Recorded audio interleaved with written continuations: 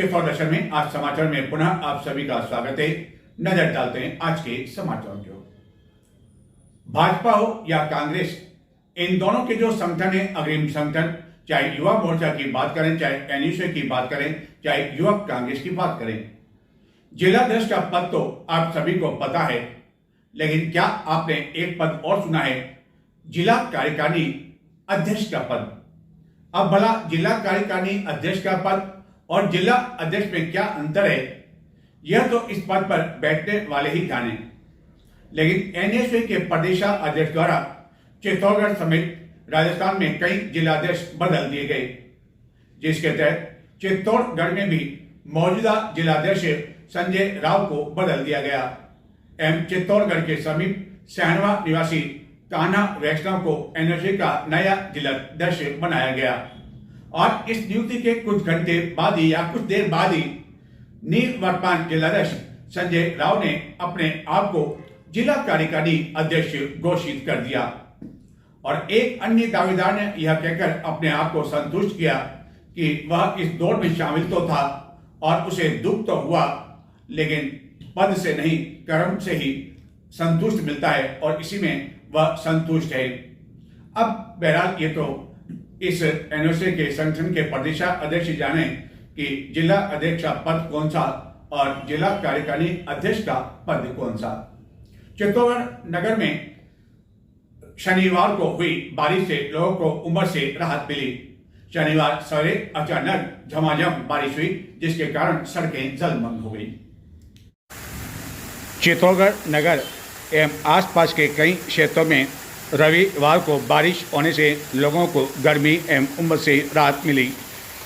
बारिश का मौसम होने के बावजूद चित्तौड़गढ़ में अभी भी लोगों को उमस का सामना करना पड़ रहा है, जिसका कारण अभी तक जितनी बारिश चित्तौड़गढ़ में होनी चाहिए उतनी नहीं हुई है एवं लोग अभी भी अच्छी बारिश होने की उम्मीद कर रहे हैं।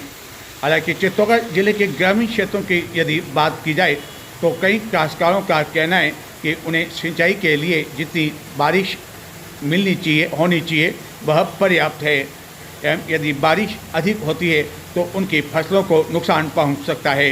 लेकिन इसके विपरीत चित्तौड़गढ़ में कई लोगों का कहना है कि अभी तक उन्हें झमाझम बारिश देखने को नहीं मिली।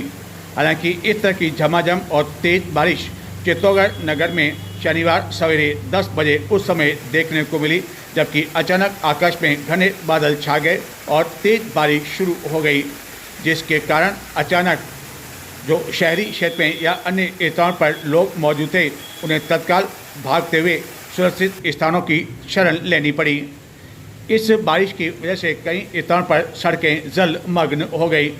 नगर के कुंभानगर क्षेत्र में रेलवे संपार पर स्थित अंडर ब्रिज में इतना अधिक पानी भर गया कि कुछ समय के लिए यहाँ से चौपहिया वाहन भी नहीं निकल सके, जबकि दुपहिया वाहनों की हालत तो वैसे भी इस अंडर ब्रिज को लेकर अपने वाहन अन्य दिशा की ओर मुड़ने के लिए उठ जाते हैं, क्योंकि अंडर ब्रिज चाहे चित्तौड़गढ़ का हो चाहे चंदेरी का, हालत यह है कि जब बारिश नहीं होती है या 2-3 दिन मौसम साफ रहता है तो उस समय भी अंडर ब्रिज में पानी भरा रहता है एवं दोनों ही स्थानों पर पानी निकासी के लिए समुचित इंतजाम नहीं किए गए, जिसका खामियाजा लोगों को उठाना पड़ रहा है।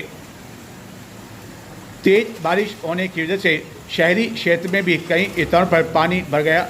नगर पालिका कॉलोनी की ओर जाने वाली मुख्य सड़क पर भी पानी भर गया। चित्तौड़गढ़ में कई ऐसे स्थान हैं एवं कई ऐसी मुख्य सड़कें हैं जहाँ की 15-20 मिनट की तेज बारिश में ही सड़कें जलमग्न हो जाती है, जिसका सबसे बड़ा कारण इन सड़कों के आसपास एवं मुख्य मार्गों के आसपास जो बड़े बड़े नाले हैं वह चौक है एवं उनकी पर्याप्त सफाई नहीं की गई। इस वर्ष वैसे भी चित्तौड़गढ़ नगर परिषद द्वारा समय रहते नालों की सफाई नहीं की गई, जिसका खामियाजा अब लोगों को उठाना पड़ रहा है। बारिश के बीच एक अच्छी भी खबर आई। 23 फीट भराव क्षमता वाले जिले के सबसे बड़े गंभीरी बांध का जल स्तर बढ़कर 16 फीट हो गया है। अब लोग इसके लबालब होने का इंतजार कर रहे हैं।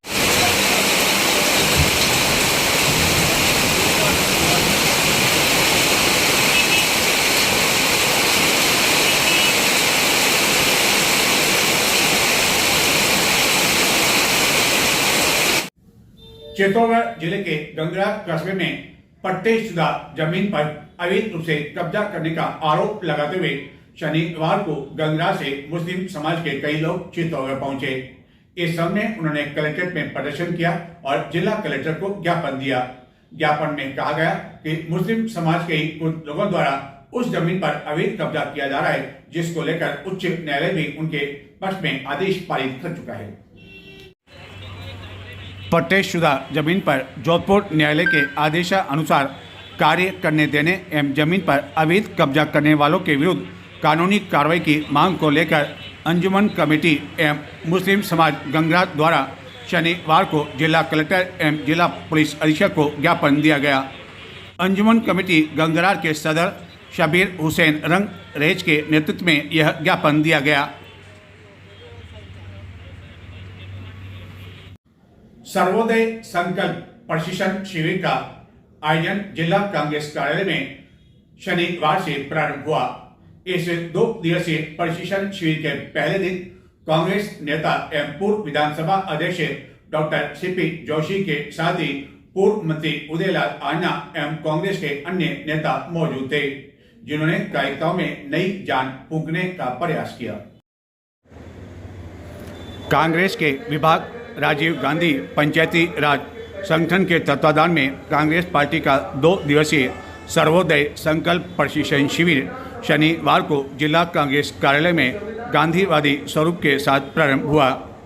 राजीव गांधी पंचायती राज संगठन के प्रदेश अध्यक्ष डॉक्टर CB यादव के समन्वय में संचालित इस उद्घाटन सत्र में पूर्व विधानसभा अध्यक्ष डॉक्टर CP जोशी ने कार्यकर्ताओं को संबोधित करते हुए कहा कि कांग्रेस एक बार फिर भारत को नई दिशा देगी।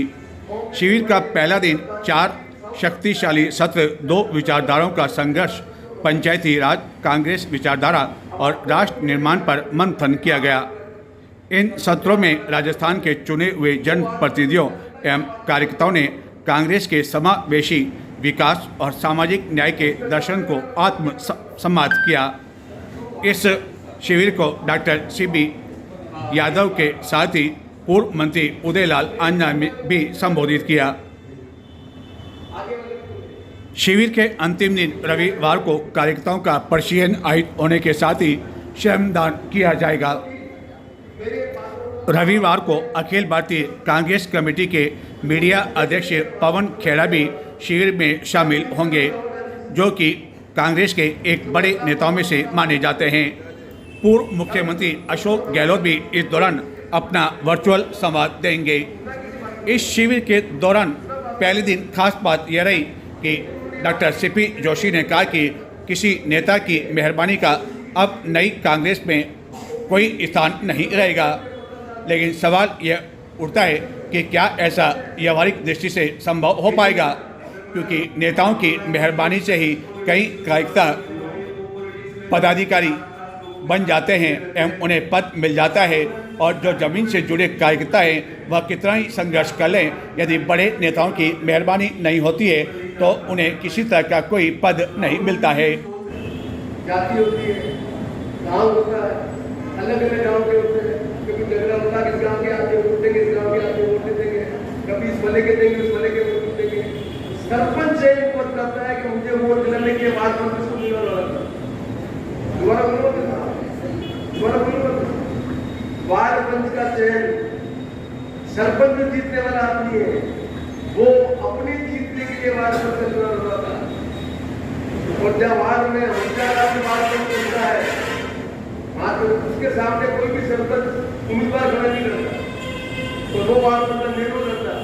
जो वार्ड पंच निर्विरोध आता है वो सबसे होशियार, चालाक, चतुर जनप्रतिनिधि इसे कोई बात नहीं। मैं आपसे आपको कहना चाहता हूँ कि पार्टी को मजबूत करना है तो हमें केवल वार्ड पंच से ही सरपंच प्रदान एक पंचायत में, मेरी बात पर ध्यान, एक पंचायत में 10 वार्ड पंच होते हैं। कितने वार्ड पंच होते हैं? 10। 60% सीटें रिजर्व है, 50% महिला की, SC ST की। हिसाब किताब लगाना किसी गांव को समझिए, एक रेवेन्यू विलेज में 1/3 पॉपुलेशन पंचायत विद्यालय में रहती है।